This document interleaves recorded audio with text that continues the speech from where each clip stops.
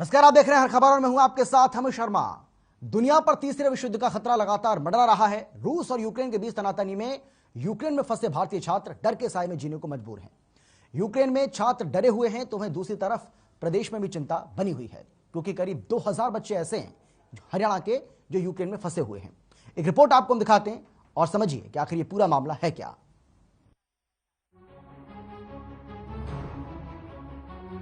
रूस और यूक्रेन के बीच तनाव कम होने का नाम नहीं ले रहा। सीमा पर अब भी 1.5 लाख सैनिकों की मौजूदगी की बात सामने आ रही है। रूस का दावा है कि उसने सीमा से सेना की वापसी शुरू कर दी, लेकिन अमेरिका समेत यूरोपीय देशों ने अब भी सीमा पर 1.5 लाख सैनिकों की मौजूदगी का अंदेशा जताया। सैटेलाइट तस्वीरों में भी यूक्रेन की सीमा के पास रूसी सैनिक भारी हथियार और बख्तरबंद गाड़ियों के साथ नजर आ रहे हैं। कहा जा रहा है कि रूस यूक्रेन पर कभी भी हमला कर सकता है और इन्हीं आशंकाओं से यूक्रेन में रहने वाले भारतीय छात्र बेहद चिंतित नजर आ रहे हैं। हरियाणा के जींद के 68 छात्र, करनाल के करीब 700 छात्र, यमुनानगर के सैकड़ों छात्र यानी प्रदेश के करीब 2000 ऐसे छात्र हैं जो यूक्रेन में MBBS की पढ़ाई कर रहे हैं। लेकिन जैसे जैसे तनाव बढ़ रहा है, उनकी चिंताएं भी बढ़ती जा रही है। ये छात्र और उनके परिजन अब केंद्र और हरियाणा सरकार से वतन वापसी की गुहार लगा रहे हैं। इन हालातों में ये बच्चे अपने माता पिता के साथ ही रहना चाहते हैं।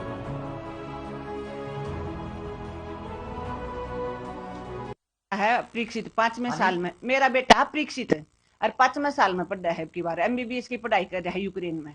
5 साल हो गए इसने वहां गए हुए ने। पर इन दो देशों के बीच में जो ये तनाव हो रहा है आपस में, तो हम तो ये चाह कि मोदी सरकार इस टाइम पर हमारे बच्चे ने बुला ले घर पे, मतलब इंडिया में वापस बुला ले, और जो तनाव खत्म हो जाएगा तो फिर वापस भेज देंगे। पढ़ाई से तो भाई बंदा जरूरी है कि बाल घर आने जरूरी है, ना कि पढ़ाई तो बाद में भी हो जाएगी। हम तो ये चाह कि इस टाइम पर हमारे बच्चे सुरक्षित घर पे आ जाए। वहीं यूक्रेन में फंसे बच्चों को लेकर कांग्रेस महासचिव रणदीप सिंह सुरजेवाला ने CM मनोहर लाल को पत्र लिखा है, जिसमें CM को यूक्रेन के लोगों की मदद करने की अपील की। रणदीप सुरजेवाला ने मांग की है कि सरकार वहां फंसे लोगों को वतन लाने का प्रबंध करे और सभी को सरकारी खर्च पर वापस लाया जाए। साथ ही कहा कि जो लोग 5 से 6 गुना ज्यादा टिकट के पैसे देकर वापस आए हैं, उनको उनका पैसा वापस किया जाए। से 3rd ईयर का स्टूडेंट हूँ कीव से, जो वहाँ की कैपिटल है कीव नेशनल मेडिकल यूनिवर्सिटी। मैं वहाँ से 3rd ईयर का ग्रेजुएशन कर रहा हूँ अपनी, और MBBS कर रहा हूँ अपनी वहाँ से। और बेसिकली अब फिलहाल मैं यूँ नहीं जा पा रहा, क्योंकि जो दो देशों के बीच वहाँ पे तनाव पैदा हो रहा है, बहुत ज़्यादा क्रिटिकल सिचुएशंस पैदा हो रही है। लाइक जैसे यूक्रेन एंड रशिया में यूक्रेन के प्रेसिडेंट ने खुद कल डाले अपने FB पोस्ट पे कि भाई 16 तारीख को अटैक होने वाला है, attack day, it's attack day in Ukraine, and हम सबको एकत्रित होना है, रीयूनियन डे मनाना है, अपने फ्लैग्स वगैरह फहराने हैं वहाँ पे जाके। ये बहुत बड़ा अटैक होने वाला है, लाइक World War 3। रशिया ने जो मतलब 1-2 महीने से वो अपनी तैयारियों में लगे हुए हैं कि भाई हमें अटैक करना है, रशिया को, यूक्रेन को इन्वेड करना है, यूक्रेन पे अपना कब्जा करना है। इन सब को लेके इसी बीच मैं अपनी फ्लाइट नहीं करवा पाया, क्योंकि मैंने 26 तारीख को टिकट करवाई थी, तो मैं इसी बीच नहीं करवा पाया अपनी टिकट, क्योंकि अब वहाँ वॉर होएगा। अभी मैंने कुछ अपने क्लासमेट से बातें की कि भाई वहाँ का क्या माहौल है, क्या सिचुएशन है। सब ने कहा कि भाई हमारे पेरेंट्स खुद मरने को हो रहे हैं, हमको घर बुलाओ, हमें घर बुलाओ, कि भाई हमारे बच्चे घर आने चाहिए। सर, जैसा कि आप सब लोग जानते हैं, रशिया और यूक्रेन का जो वार चल रहा है, उसमें जो मीडिया की रिपोर्ट के अनुसार काफ़ी पेरेंट्स वरीड हो रहे हैं, यानी कि बहुत सारे पेरेंट्स परेशान हैं। सैकड़ों बच्चे हमारे जो यूक्रेन पढ़ाई के लिए गए हुए हैं, खास तौर पे मेडिकल की स्टडी के लिए, तो उनके माता पिता बहुत टाइम से परेशान हैं। जैसे जैसे मीडिया की रिपोर्ट पिछले 24 घंटे से जो भी आ रहा है, उसकी वजह से मीडिया के हिसाब से जो इतना स्ट्रेस, जो डर हम लोगों के बीच में है, माँ बाप के बीच में है, उस चीज़ को लेकर वो काफ़ी परेशान हैं, स्टूडेंट्स भी और पेरेंट्स भी। क्योंकि स्टूडेंट्स का कहना है कि हमें बार बार कॉल्स आ रही है। मैं ये जानना चाहती हूँ, मैं ये आज कहना चाहती हूँ, मेरी अपील है, मैं अनुरोध भी करती हूँ इस विषय पे, जितने हमारे विद्यार्थी यूक्रेन में पढ़ रहे हैं और जो वहाँ के नागरिक हैं, भारतीय नागरिक हैं, उन सबको अगर इस तरह से कोई वार हो रहा है या होने वाला है कल को, तो ऐसे में मेरी एक अपील है, मैं अनुरोध करती हूँ माननीय प्रधानमंत्री मोदी जी से, इंडियन गवर्नमेंट से, एविएशन मिनिस्टर से कि यदि ऐसा कुछ पॉसिबल होने वाला है, इस तरह का कोई वार है, तो कृपया करके हमारे भारतीय छात्रों को और नागरिकों को वहां से जल्द लाने का प्रबंध किया। जाहिर है, जैसे जैसे यूक्रेन और रूस के बीच तनाव बढ़ रहा है, वैसे वैसे छात्रों और उनके अभिभावकों की धड़कनें भी बढ़ती जा रही है और वो किसी भी सूरत में अपने वतन वापसी चाहते हैं। जानकारी के मुताबिक यूक्रेन में देश के करीब 18,000 छात्र हैं जो वहां फंसे हुए हैं, जिनमें से करीब 2,000 छात्र हरियाणा के हैं। ऐसे में इन छात्रों ने केंद्र और राज्य सरकार से जल्द अपने वतन वापसी सुनिश्चित करने को कहा है। अब देखना होगा कि केंद्र और राज्य सरकार की ओर से इन छात्रों को देश वापस लाने के लिए सरकार आने वाले समय में क्या कदम उठाती है। ब्यूरो रिपोर्ट, हर खबर।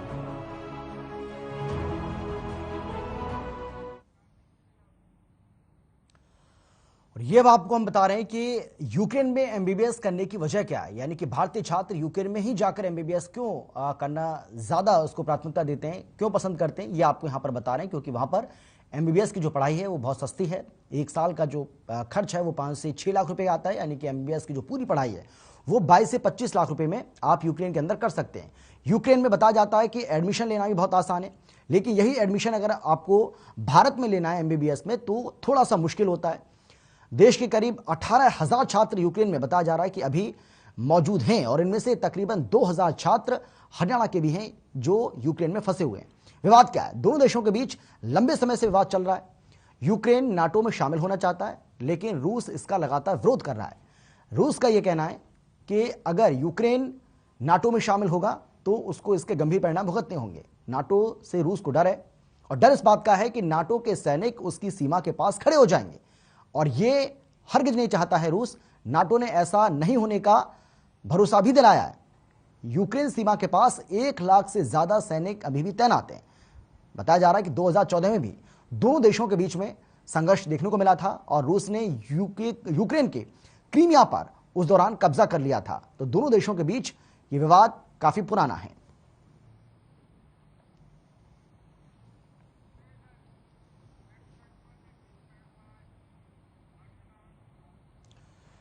वहीं यूक्रेन और रूस के बीच तनाव को देखते हुए भारत में भी वो परिवार चिंता में हैं जिनके बच्चे यूक्रेन में फंसे हुए हैं। यूक्रेन से लौटी ऐसी छात्रा मुस्कान दहिया से खास बातचीत की है हमारे संवाददाता रवि चंदेल ने। मुस्कान ने बताया कि दोनों देशों के बीच की स्थिति को देखते हुए फ्लाइट्स की टिकट भी महंगी कर दी गई है और क्या कुछ कहा जरा आप सुनिए। रशिया और यूक्रेन के बीच काफी लंबे अरसे से तनाव की स्थिति बनी हुई थी, लेकिन अब हालात काफी गंभीर बने हुए हैं। किसी भी वक्त हमला हो सकता है। ऐसे में भारत सरकार द्वारा यूक्रेन में फंसे भारतीयों को सकुशल भारत लाने की मुहिम तेज की जा चुकी है। हमारे साथ इस समय मौजूद हैं यूक्रेन से वापस लौटी मुस्कान दहिया। सबसे पहले तो बहुत बहुत मुबारकबाद कि आप अपने घर पे जो है सही सलामत पहुंची हैं। Thank you. मैम ये बताएं कि किस तरीके के हालात जो हैं इस समय मौजूदा समय के अंदर यूक्रेन में बने हुए हैं। हालात ऐसे है कि वहाँ पे बहुत ही बच्चों के अराउंड तो बहुत ज़्यादा पैनिक अटैक हो रखा है, जस्ट बिकॉज एम्बेसी ने हमें प्रॉपर इन्फॉर्म नहीं करा कि हम आए वापस या ना आए। बहुत ही लेट इन्फॉर्म करा, जिस वजह से हमें काफ़ी ज़्यादा घर वालों को भी टेंशन है ऑब्वियसली, एंड वहाँ पे बच्चे जो हैं उनको भी काफ़ी ज़्यादा टेंशन है इस बात को लेके। अब तो काफ़ी बच्चे रह गए हैं वहाँ पर, हम कुछ आ गए बट काफ़ी कुछ रह गए हैं वहाँ पे बच्चे। हम ये बताएं कि आपके मुताबिक यूक्रेन के अंदर भारतीयों की संख्या कितनी होगी, एज पर योर नॉलेज की कितनी संख्या हो सकती है और कितनी मात्रा में जो है वहाँ पे बच्चे जो इसमें शामिल हैं? अराउंड 18,000 to 20,000 बच्चे होंगे वहाँ पर आराम से। जी हाँ जी। तो मैम ये बताएं कि जिस तरीके से हालात वहाँ पे बने हुए हैं, तो इंडियन एम्बेसी ने आपको कब इसके बारे में इत्तला दी और क्या कुछ जो है एक अप टू डेट या फिर कोई मैसेजेस आपके प्रो एंड प्रो हो रहे थे, एम्बेसी के थ्रू नहीं हो रहे थे, उसके बारे में बताएं। हमने काफ़ी 4-5 डेज पहले, हमने वीक पहले जब इजराइल के बच्चे और सारे बाकी कंट्रीज़ के बच्चे वापस जा रहे थे, हमने एम्बेसी को कॉल करके पूछा कि हमें कोई अपडेट दो कि हम ऐसे करें या ना करें, क्या इन्फॉर्मेशन है हमारे लिए, प्लीज़ हमें अपडेट करो जल्दी से जल्दी। बट उन्होंने हमें कोई अपडेशन नहीं दी। उन्होंने 15 फेब को अपडेशन दी, जबकि 16 फरवरी को डेट डिक्लेयर हो चुकी थी कि वो अटैक करना शुरू कर देंगे। I don't know they have attacked और नॉट, बट उन्होंने ये डिक्लेरेशन दे दी थी कि वो अटैक करेंगे और बाकी सारे बच्चे एम्प्टी कर रहे थे यूक्रेन को। बट एम्बेसी ने बहुत ही लेट करा मेरे ये इन्फॉर्म। हम ये बताएं कि जिस तरीके से आपने बताया कि 15 फ़रवरी को जो है इंडियन एम्बेसी ने आपको जो है इसके बारे में इंटीमेट किया, तो क्या उससे पहले जो बाकी कंट्रीज थी उन्होंने अपने जो उनके सिटीजन थे उनको पहले से इंटीमेट कर दिया था या फिर वो वैकेट करना शुरू हो गए थे? किस तरीके से था, क्या माहौल था वहां पे? हमसे वीक पहले ही इसराइल के, कुवैत के और अदर अरेबिक कंट्रीज़ के बच्चों बहुत ही पहले टिकट्स करवा लेते और इन्फॉर्मेशन भी भेज दी। इवन शायद में भी फ्लाइट्स का भी एक दो का बोला है कि they will provide some help for that. तो राइट नाउ क्या सिचुएशन है? अगर हम बात करें इंडिया से यूक्रेन की फ्लाइट्स की, अगर बात करें एक्सपेंसेस की बात करें, तो क्या कुछ है वहां पे अपडेट? क्या अभी क्या वहां से वापस आई हैं तो कितने एक्सपेंसेस हैं और कितनी एक्सपेंसिव है, और साथ ही साथ कितनी फ्लाइट्स जो हैं वो डेली जो है रूटीन बेसिस पे चल रही हैं? फ्लाइट तो बहुत ज़्यादा ही एक्सपेंसिव है कि वो 50,000 से 1 लाख तक गई हैं उस टाइम पे, और अब तो और भी 1 लाख से भी अबव फीस ले रहे हैं उसके लिए। नॉर्मल डेज पे कितनी इसकी जो है एक तरह से कितना किराया रहता है फ्लाइट्स का, उसके बारे में बताएं। Normal days it's 30 to 40,000, that's all. इससे ज़्यादा नहीं हो पाते। अब तो काफ़ी ही ज़्यादा है कि मतलब 1 लाख तक सिर्फ वन गो है, वन राउंड। बताएं कि कितने स्टूडेंट्स जो हैं अभी वहाँ पे इंडिया के हैं मौजूदा समय में, जहाँ पे आप पढ़ती थी, जो कॉलेज था आपका, वहाँ पे भी इंडियन स्टूडेंट्स होंगे, तो कितने स्टूडेंट्स अभी भी वहाँ पे फंसे हुए हैं? और साथ ही साथ किस तरीके का पैनिक एनवायरनमेंट जो है वहाँ पे क्रिएट हुआ पड़ा है? क्योंकि घर वालों की तरफ से भी प्रेशर आ रहा होगा, कंटिन्यूसली प्रेशर होगा कि आप घर आइए, और बहरहाल वहाँ पे किस तरीके के हालात हैं ये तो आप हमसे बेहतर जानती हैं, तो उसके बारे में बताएं। वहाँ पे जैसे काफ़ी तो स्टूडेंट्स हैं, बाकी काफ़ी वर्क वाले परमिट बच्चे भी हैं, may be they can not afford, तो इस वजह से उनके लिए एक टेंस माहौल है वहाँ पे, just because they can not afford, they are earning for themselves and their family, तो नहीं अफोर्ड कर पाते, तो उनके लिए ऑब्वियसली एक टेंशन वाली बात है, पैनिक है that how they will do. May be government should help for that. अब अगर बात करें आपकी एजुकेशन की, जिस तरीके से आप एमबीबीएस कर रही हैं, वहाँ पे 4th ईयर है आपका, ऑलमोस्ट कंप्लीशन पे है, कितना इफेक्ट इसका जो है आपकी एजुकेशन पे पड़ रहा है? खास तौर पे डॉक्टर जिसे कहते हैं, it's a God in other way, in other world, तो कितना इफेक्ट हो रहा है इस माहौल के अंदर? पहले कोरोना था एंड नाउ दिस वॉर, किस तरीके से मैनेज किया जाएगा इसे? It's affecting a lot just because अभी आफ्टर कोरोना थोड़ी देर टाइम पहले ही ऑफलाइन क्लासेस हुई है जहाँ पे हम प्रैक्टिकल कर सकते थे, बट अब वॉर की वजह से अब again we have to go on the online mode, which is obviously tough for us. आगे फ्यूचर के लिए हमारे और भी ज़्यादा प्रैक्टिकल चीज़ों के लिए डेफिशिएंसी होगी प्रैक्टिकल वर्क के लिए, जस्ट बिकॉज हमें जॉब करना था और कुछ कोविड में भी हो गया, तो it's very thank you so much. तो ये थी हमारे साथ मुस्कान दहिया, जिन्होंने बताया कि भारत सरकार द्वारा काफी लेट जो है रिस्पांस किया गया, जिसके तहत काफी परेशानियों से जो है भारतीय मूल के निवासियों को यूक्रेन में गुजरना पड़ा। हालांकि अब जो है भारत सरकार द्वारा जो है बाकायदा इंडियन एम्बेसी द्वारा यूक्रेन के अंदर जो है एक मैसेज जो है वो स्प्रेड कर दिया गया है, और लगातार जो है अब यूक्रेन से वापस जो है भारतीय जो है वो लगातार वापस आ रहे हैं। चंडीगढ़ से हर खबर हरियाणा के लिए रवि चंदेल के साथ कैमरा पर्सन। वहीं मुस्कान दहिया के परिवार से भी खास बातचीत की है हमारे संवाददाता रवि चंदेल ने। क्या कुछ कहा, जरा सुनिए आप। हमारे साथ मुस्कान दहिया के फादर भी मौजूद हैं, इनसे जानते हैं कि आखिरकार जिस तरीके के हालात जब यूक्रेन में बने हुए थे, एक जाहिर सी बात है कि अपनी बेटी के लिए एक पीड़ा जो होती है वो आप ही समझ सकते हैं सबसे ज्यादा, किस तरीके के गुजर रहे थे आप उस समय? बहुत दर्दनाक समय था और दिमाग में इतनी टेंशन थी कि हम बहुत परेशानी में, और बहुत पे बच्चों को बोला कि बेटा कैसे भी हो, जिस तरह भी हो, बेटी को, पोती है मेरी, तो उसके पापा तो भी आए नहीं, वैसे मैं दादू हूँ इसका। तो फिर हमने वहाँ का जैसे भी हुआ टिकट का इंतजाम किया फ्लाइट की। तो ये भी बहुत परेशान थी कि मैं कब घर पहुंचूं और मैं सेफ तरीके से यहाँ से निकल पाऊं। और बड़ी मुश्किल से तो हम किसी तरह लोन लेके या कुछ उधार लेके तो बच्ची को हम पढ़ा रहे हैं इतनी महंगाई के टाइम के अंदर। फिर भी ये आपस में देशों की वजह से, लड़ाई झगड़े की वजह से, तो हमें बहुत परेशानी उठानी पड़ रही है और एक वर्ल्ड वार का खतरा बना हुआ है, तो उस वजह से बहुत टेंशन में है।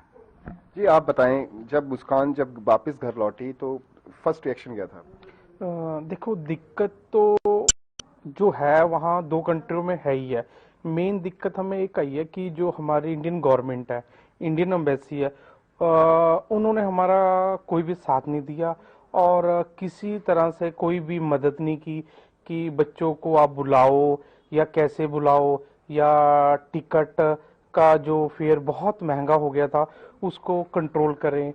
तो बड़ी मुश्किल से हमने टिकट अरेंज करवाई और रेट भी डबल, नॉर्मल से डबल देख के हमने बेटी को वापस बुलाया। बस इंडियन गवर्नमेंट और इंडियन एम्बेसी से यही हमारी रिक्वेस्ट है कि ऐसे हालात में आप कोशिश करो कि टाइम रहते कि बच्चों को आप इन्फॉर्म करो और अपनी कंट्री बुला लो। मेरी तो यही रिक्वेस्ट है कि इंडियन गवर्नमेंट से जो बच्चे वहां पर रह गए हैं तो उनकी मदद की जाए। हमारे साथ मुस्कान के भाई भी हैं। ये बताएं कि जब ये दौर चला हुआ था यूक्रेन और रशिया के बीच में, उस समय में लगातार यहाँ से फोन कॉल्स भी जा रहे होंगे, लगातार बातचीत हो रही होगी आपकी, क्या मनोदशा थी? पूरे घर को, फैमिली को संभालना, एक तरीके से बिल्ड करना कि सब ठीक होगा, उस एक क्राइसिस से जब फैमिली गुजर रही होती तो काफी दिक्कतों का सामना करना पड़ता है। ऐसे वक्त में फैमिली को होल्ड करना, समझाना काफी मुश्किल होता है। तो अब आपकी क्या भारत सरकार से मांग है कि किस तरीके से जो बाकी लोग वहां पे फंसे हुए हैं स्टूडेंट्स,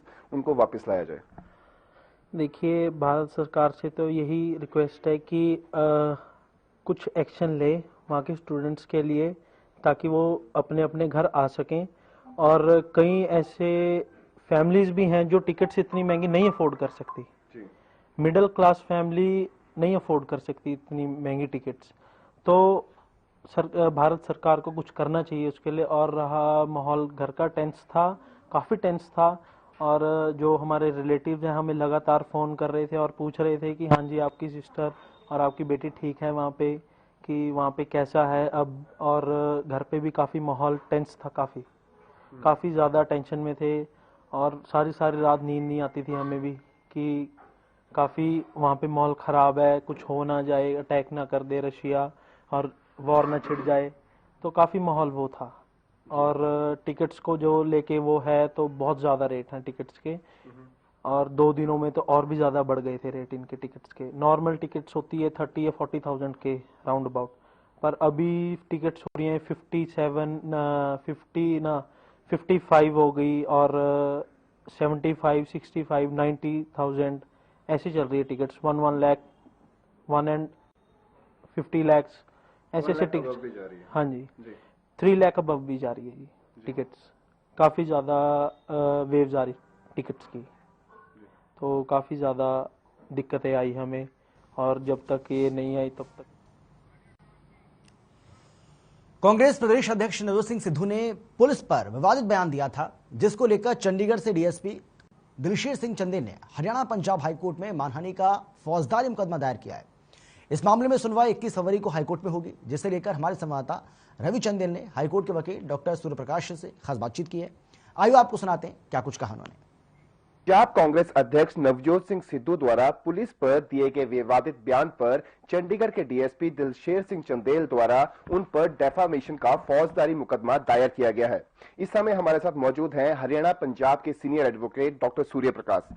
सर, क्या वाकया था, कहां पर यह वाकया हुआ था, क्या विवादित बयान थे, उसके बारे में जरा विस्तार से बताएं। ये अभी इलेक्शन के कन्वेंशन के टाइम पे 18 दिसंबर 2021 को सिद्धू साहब वहां पर प्रेजाइड कर रहे थे, मेन स्पीकर थे।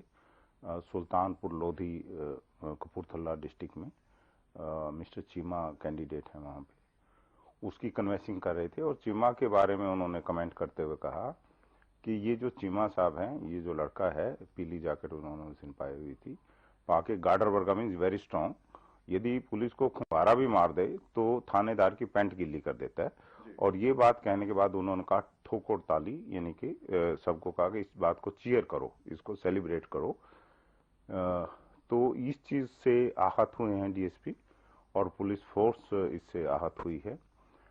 इससे मैसेज ये है कि पुलिस फोर्स इतनी कमजोर है कि एक एमएलए का कैंडिडेट भी यदि उसको खुंगारा मार देता है तो उसकी पैंट गिल्ली हो जाती है। इतनी कमजोर फोर्स इस देश की है। सिद्धू साहब एक बहुत बड़े नेता हैं और उनको विश्व भर में सुना जाता है, उनका ये बयान भी सारे विश्व में सुना गया। तो बाहर भी ये मैसेज गया कि इस देश की फोर्स इतनी कमजोर है कि एक सिंपल एमएलए कैंडिडेट के खुंगारे से उसका पेशाब निकल जाता है। और फिर उन्होंने कहा इस कमजोरी को सेलिब्रेट करो, ठोको ताली का मतलब होता है सेलिब्रेट करो एंड एंजॉय दिस। कहाँ तो हमारे जो जवान हैं इन्होंने शहादतें दी हैं, उनकी उस चीज पे ताली आनी चाहिए। कहाँ ये कहना कि हमारे जवान कमजोर हैं इस चीज के लिए ताली बजाओ, इस चीज से वो बहुत आहत हुए हैं। उन्होंने पहले नोटिस दिया डीएसपी साहब ने इनको कि आप पब्लिकली, क्योंकि आपके आवाज की एक वैल्यू है, पब्लिकली आके इस बात को हमारी फोर्स का मोरल बूस्ट करें और माफी मांगे जो आपने कहा है। उनको टाइम दिया गया था, वो नहीं किया उन्होंने। तो कल उन्होंने फिर क्रिमिनल डेफामेशन का केस डाला कि इनको बुलाया जाए, इनको ट्राई किया जाए, मतलब मुकदमा इन पे चलाया जाए और इनको सजा की जाए। वो इसमें कोई पैसा डिमांड नहीं कर रहे हैं जी। ये सारा मामला है। जिस तरीके से ये बयान रैली के दौरान दिया गया, काफी ह्यूमिलेशन जो है पुलिस को इस बयान के बाद से झेलनी पड़ी, किस तरीके से देखते हैं? आखिर दिलशेर सिंह चंदेल जो है, क्या उनकी मांग क्या है एग्जैक्ट? अगर सिंपल भाषा में कहा जाए, क्रिमिनल डेफामेशन केस उन्होंने लगाया, एग्जैक्ट भाषा में उनके वो क्या चाहते हैं कि किस तरीके से इसकी आप पैरवी करें और क्या कुछ जो है इससे निकलकर सामने आए और क्या एक स्ट्रांग मैसेज जो है वो सोसाइटी में जाए? इसमें एक चीज तो साफ है, मिस्टर डीएसपी जो है वो कोई किसी टाइप का कंपनसेशन या पैसा नहीं मांग रहे हैं। वो कहते हैं कि हमें बड़ा स्ट्रॉन्ग माना गया, सारी उम्र हमें मेडल मिले हैं, हमने फोर्स के लिए, पब्लिक के लिए काम किया, हम नेताओं की सिक्योरिटी में भी रहे हैं, और यदि हम ही इतने कमजोर हैं, कहते अब रिश्तेदार कहते कहाँ की वैल्यू है आपकी? एक एमएलए कैंडिडेट से आप डरते हो, आपके बारे में ओपनली कहा जाता है, कहते मेरे रिश्तेदार कहते मेरी वैल्यू नहीं समझते हैं अब। तो पुलिस फोर्स का मोरल डाउन हुआ है और इसमें कितनी बड़ी बात थी कि वो माफी मांगते, लेकिन उन्होंने ऐसा नहीं किया। अब उनका वो चाहते हैं कि जो पॉलिटिकल आदमी है, कोई इस तरह की यदि बदतमीजी फोर्स के बारे में करता है, फोर्स के बारे में कुछ ऐसा बोलता है, उसको सलाखों के पीछे होना चाहिए। तो इसलिए उन्होंने क्रिमिनल डेफामेशन फाइल किया। क्रिमिनल डेफामेशन होता है, उसमें यदि कोई दोषी पाया जाता है तो उसको जेल की उसको सजा होती है। ये वो मांग कर रहे हैं। सर, इससे पहले अगर बात करें जिस तरीके से नोटिस भेजे गए थे, तो नोटिस में जिस तरीके से उनकी मांग है कि भाई सोसाइटी में एक रॉन्ग मैसेज जो है वो स्प्रेड हुआ है, तो उनका क्या मांग थी कि क्या वो सोशल प्लेटफॉर्म पर आकर जो है बाकायदा पुलिस से माफी मांगे? कुछ इस तरीके की कुछ दलील उन्होंने पेश की? हाँ, उन्होंने पहले भी जो नोटिस था उसमें भी ये लिखा था कि मुझे कोई पैसे की जरूरत नहीं है, मैं कोई जैसे डेफामेशन में लोग कंपनसेशन मांगते, मुझे कोई कंपनसेशन नहीं चाहिए। इसमें फोर्स के ऊपर आपने एक घात किया है और फोर्स के मोरल डाउन हुआ है, ताकि ये अपलिफ्ट हो, पब्लिक में इज्जत बने, पुलिस फोर्स की इज्जत बने, हमारे जवानों की इज्जत बने। तो आप इसके लिए पब्लिकली आके इस चीज की माफी मांगे। सिर्फ इतना उन्होंने उनसे चाहा था, नोटिस में सिर्फ इतना कहा था। लेकिन उसमें 4 नोटिस इनके सिद्धू साहब के 4 एड्रेस हैं। एक तो अपना प्रेसिडेंट ऑफिस है इनका कांग्रेस का, वहां भी भेजा, तो 2 जगह तो शायद रिसीव हो गए क्योंकि हमारे पास वापिस नहीं आए। लेकिन 2 जगह से ये कह के कि यहाँ नहीं रहते हैं और इस तरह के नोटिस यहाँ ना भेजे जाए, वो हमारे पास वापिस आ गए नोटिस। उसके बावजूद भी जब कुछ नहीं हुआ तब उन्होंने कल इसका फाइल किया है। और वो भी थोड़ा सा लेट इसलिए किया है क्योंकि वो ये नहीं चाहते कि इसको इलेक्शन स्टंट समझा जाए। वो एक उनको ये कि इस लेवल का नेता ऐसी बात कहता है, तो आज कल उन्होंने इसलिए फाइल किया क्योंकि कल तो वोट पड़ जानी है, तो इसका इतना इम्पैक्ट पॉलिटिकल नहीं होगा। लेकिन हाँ, वो चाहते हैं कि ये मैसेज जाना चाहिए नेताओं में भी और हर किसी में मैसेज जाना चाहिए कि हम अपने देश के जवानों की इज्जत करें और उनकी शौर्य गान करें, उनका विश्व में रादर हम कहें कि हमारे देश की फोर्स सबसे स्ट्रांग फोर्स है। तो सर, इस केस की सुनवाई कब होगी और किस तरीके से इसकी जो है दलील पेश की जाएगी? क्या दूसरी तरफ से भी जो है वकील पेश हो रहे हैं या किस तरीके से? कल हमने इसको फाइल किया है, जो बीता कल है। सोमवार को इसकी सुनवाई होनी है। सोमवार को कोर्ट इसको कैसे चलाती है कोर्ट देखेगी। ये भी पॉसिबल है कि हमारी स्टेटमेंट्स वगैरह या एफिडेविट्स वगैरह उनके मिस्टर चंदेल के लिए जाए और उसके बाद उसको समन किया जाए, सिद्धू साहब को समन किया जाए और उनसे पूछा जाए, फिर उनको मौका मिलेगा अपनी बात कहने का।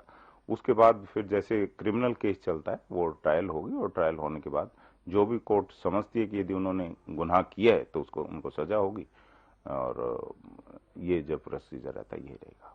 बहुत बहुत शुक्रिया। तो ये थे हमारे साथ हरियाणा पंजाब हाई कोर्ट के senior advocate doctor Surya Prakash. उन्होंने साफ शब्दों में कहा कि डीएसपी दिलशेर सिंह चंदेल द्वारा पुलिस पर जो विवादित बयान जो है पंजाब कांग्रेस के अध्यक्ष नवजोत सिंह सिद्धू द्वारा दिया गया है, इस पूरे मामले पर नवजोत सिंह सिद्धू जो है वो पब्लिक प्लेटफॉर्म पर आकर जो है पुलिस से माफी मांगे। उनकी इस पूरे डेफामेशन लगाने के पीछे का यही एक रीजन था, मेन रीजन था, ताकि पुलिस को जिस तरीके से जो ह्यूमिलेशन उस समय झेलनी पड़ी थी, उस ह्यूमिलेशन से वो बाहर निकल सके। चंडीगढ़ से हर खबर हरियाणा के लिए रवि चंदेल के साथ कैमरा पर्सन किशन की रिपोर्ट।